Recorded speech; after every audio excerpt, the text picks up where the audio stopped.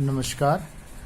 हमने हमारे पिछले वीडियो लेक्चर में देखा बेंडिंग स्ट्रेसेस इस बीम के अंदर इनकी बेसिक क्या प्रॉपर्टीज़ होती है और इनकी अवधारणाएं कौन कौन सी होती है, ये अवधारणाएं देखिए। अब हम नमन प्रतिबल या सरल प्रतिबल के सूत्र का डेरिवेशन देखेंगे। तो इसका डेरिवेशन के लिए हम एक बीम का डायग्राम बनाते हैं। ये काफ़ी इम्पोर्टेंट क्वेश्चन के अंदर रहता है। इस टॉपिक के अंदर अगर हम ये समझ लेते हैं तो इससे रिलेटेड हम न्यूमेरिकल भी कर सकते हैं। हमने एक ये बीम बनाया। बीम के अंदर ये सेंटर के अंदर न्यूट्रल एक्सिस होता है, हमें पता है। इसके अंदर हम न्यूट्रल एक्सिस से हम कहते हैं ये कोई सेक्शन हमने बीच के अंदर कोई एक ये डिस्टेंस ले ली है। इसके अंदर हमने कहा ये न्यूट्रल एक्सिस के ऊपर हमने कोई पॉइंट P और Q लिए, ठीक है। ये P और Q ये न्यूट्रल एक्सिस के ऊपर ले लिए। यहाँ से लेके यहाँ तक ये PQ डिस्टेंस हो गई। और एक मैंने यहाँ पे RS, ये मैंने RS डिस्टेंस ले ली। ये न्यूट्रल एक्सिस से तो मैं कहूँगा ये Y डिस्टेंस ऊपर RS है। ये मैंने एक कोई स्ट्रिप ली है RS, वो कितनी ऊपर है? न्यूट्रल एक्सिस से Y डिस्टेंस ऊपर है। तो ये मेरी एक कोई बीम है। अगर मैं इस बीम के अंदर, जैसे हमने हमारे लास्ट लेक्चर के अंदर बताया था, सैगिंग बेंडिंग होती है तो हमारा बीम है वो कुछ कर्व या कर्वेचर की फॉर्म में आ जाता है। इसके अंदर भी हम यही कहते हैं, अगर ये बेंड होता है तो ये कुछ इस टाइप से बेंड होता है। मेरा न्यूट्रल एक्सिस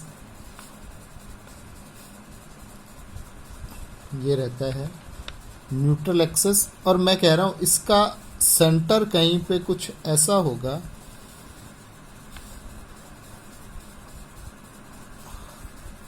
ये P है वो P' हो गया, Q है वो Q' हो गया। ऊपर Y डिस्टेंस के ऊपर जो मेरा R और S था वो R' और S' हो गया। ये डिस्टेंस मेरी Y डिस्टेंस के ऊपर थी।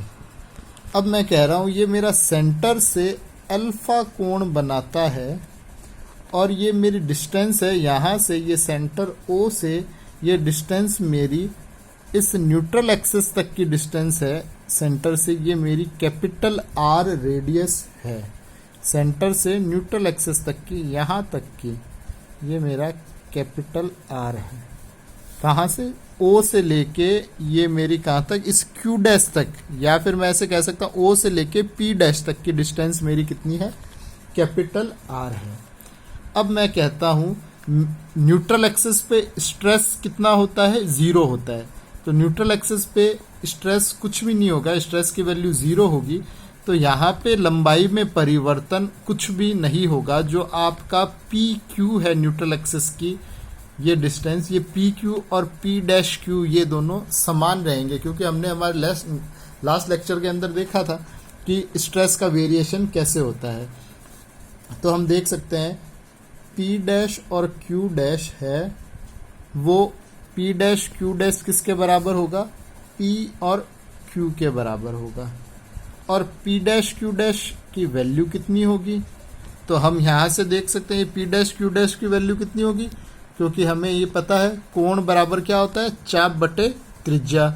तो ये चाप होगा तो हम क्या करेंगे, इसको हम निकाल सकते हैं। चाप बराबर क्या होगा? कोण इंटू त्रिज्या। तो R इंटू अल्फा। ये P' Q' हो गया। R' S' देखूंगा तो मेरा सेंटर से लेके S' तक की डिस्टेंस ये कितनी है? टोटल यहाँ तक Q' तक R है कैपिटल, और यहाँ से लेके यहाँ तक ये डिस्टेंस Y है। तो टोटल R में से मैं Y घटा देता हूँ तो मेरा O से लेके S' तक की डिस्टेंस हो गई वो R माइनस Y है। तो यहाँ पे भी मैं ऐसे ही निकालूंगा। तो ये R minus Y into alpha, ये मेरा R' S' की वैल्यू होगी। अब मैं अगर RS में विकृति देखता हूँ, RS में विकृति, तो विकृति या स्ट्रेन क्या होता है? लंबाई में परिवर्तन अपॉन में प्रारंभिक लंबाई। तो लंबाई में परिवर्तन कितना हुआ, पहले मेरी आर एस लंबाई थी, अब मेरी चेंज होकर कितनी होगी आर डैश एस, यही हुई।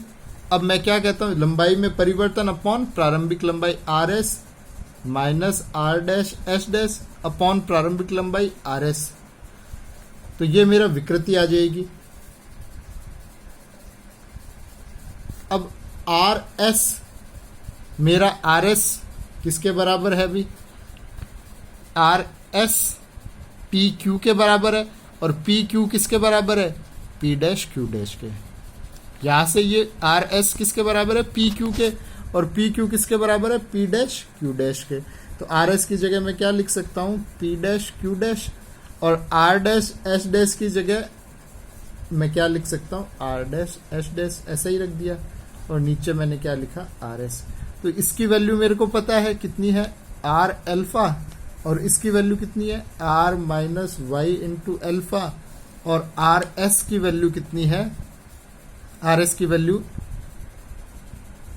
आर एस की वैल्यू कितनी होगी, आर एस पी क्यू के बराबर है, और पी क्यू पी, तो ये वैल्यू आर एल्फा होगी। आप R S P Q P dash Q dash ये तीनों वैल्यू बराबर ही है। अब यहां से मैं कैलकुलेट करता हूं, तो आर एल्फा से आर एल्फा कट हो जाएगा, R alpha minus R alpha plus Y alpha upon R alpha, ये रहता है, आर एल्फा से आर एल्फा कट हो जाता है, तो यहां से एल्फा कट हो जाता है, तो वाई बाई आर, ये क्या मिलता है मेरे को, विकृति। अब ये विकृति है, और विकृति को मैं किससे डिनोट कर सकता हूं, विकृति मेरे को हुक के नियम से पता है। हुक का नियम क्या कहलाता है मेरा, प्रतिबल समानुपाती विकृति। अब मेरे को विकृति निकालनी है,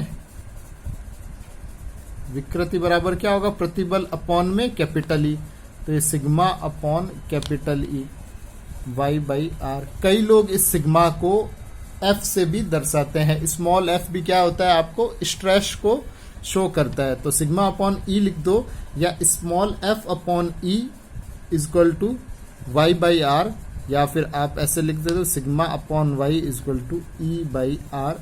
आप इनको कैसे भी लिख सकते हो। तो ये मेरा रिलेशन के अंदर एक स्टेप कंप्लीट होता है। आगे मैं इसके अंदर देखता हूं, इसका मैं क्रॉस सेक्शन लेता हूं, क्रॉस सेक्शन के अंदर बात करते हैं। तो इसका सेकंड पोर्शन स्टार्ट हो रहा है। क्रॉस सेक्शन लिया मैंने, ये मेरा न्यूट्रल एक्सेस है, ये मैंने कहा ये मेरा आर एस है, ये कितनी डिस्टेंस के ऊपर है, वाई डिस्टेंस के ऊपर है। आर एस मैंने एक स्ट्रिप ली है भाई, ये कोई पतली सी स्ट्रिप है जिसका एरिया है वो डी है। अगर मैं कहता हूं यदि धरन का अनुप्रस्थ काट जो ऐसा दिखाया गया है आयताकार, जिसका ये एक स्ट्रिप का क्षेत्रफल डेल्टा ए है, इस स्ट्रिप का क्षेत्रफल डेल्टा ए है, तो इस पर कुल बल लगेगा वो। अब यहां से मैं देखो सिग्मा बराबर मेरा ई बाई आर इंटू वाई हो गया यहां से, और सिग्मा मैं क्या कहता हूं मेरा प्रतिबल होता है। प्रतिबल क्या होता है, बल बटे क्षेत्रफल, बल बटे क्षेत्रफल। तो ये मैं अगर इसका बल निकालता हूं, फोर्स निकालता हूं, फोर्स या बल बराबर, तो ये सिग्मा बटे क्षेत्रफल, क्षेत्रफल क्या हो गया area E by R into Y.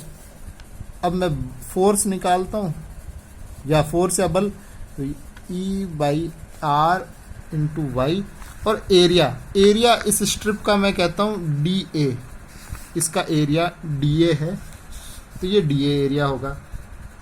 तो ये तो मेरा बल आ गया है। अब मैं इस बल का न्यूट्रल एक्सेस के सापेक्ष अगर आघूर्ण लेता हूं, तो ये बल का आघूर्ण लूंगा, तो बल इंटू ये लंबवत दूरी, लंबवत दूरी कितनी है, वाई दूरी है।